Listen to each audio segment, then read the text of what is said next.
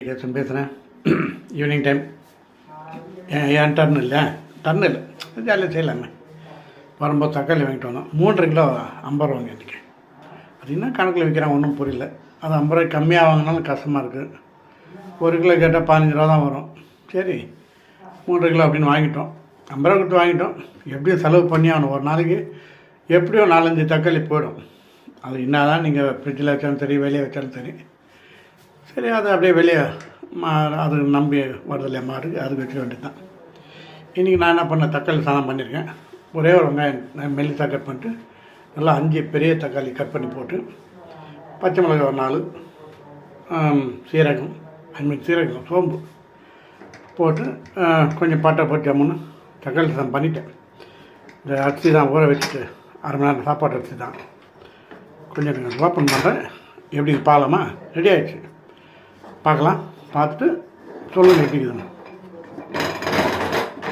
கொஞ்சம் பார்க்கலாம், கொஞ்சம் மக்கர் பண்ணா ரைட்டாக நல்லா இருக்குன்னா அதுதான் நல்லா ஜம்முன்னு பழம்னு விட்டுருப்பாங்க. நம்ம இந்த பாயங்களை அண்டாவில் வச்சு பிரியாணி பண்ணலாம். அது மாதிரி நல்லாயிருக்கும் இந்த தக்காளி சாதம். ஓகே, கொஞ்சம் இருங்க, இது நான் எடுத்து பிளேட்டில் வச்சு காப்பிக்கிறேன். ஓகே. ஹலோ. பார்த்தீங்களா, தக்காளி சாதம் அந்த மருந்து குழம்பு இருக்குல்ல, கொஞ்சம் காட்டாக்கும்.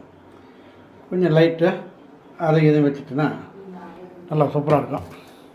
நீங்களும் தமாஷா செய்யுங்க, ஒன்றும் இல்லை. போர் வெளியே போனாலே டிவி பார்த்தாலே நமக்கு வெறுப்பாக இருக்குது, நியூஸ் பார்த்தாலும் போர் அடிக்குது. ஆனால் இப்படி வந்துட்டேன். ஓகே, நம்மளுக்கு எது பிடிக்குமோ அதை செஞ்சால் நல்லது அப்படின்னு. அப்புறம் சின்ன கதை ஒன்று சொல்லிக்கலாமா. ஒரு பெரிய ஆறு ஒன்று இருக்குது, அது நிறைய முதலைங்க இருக்குது.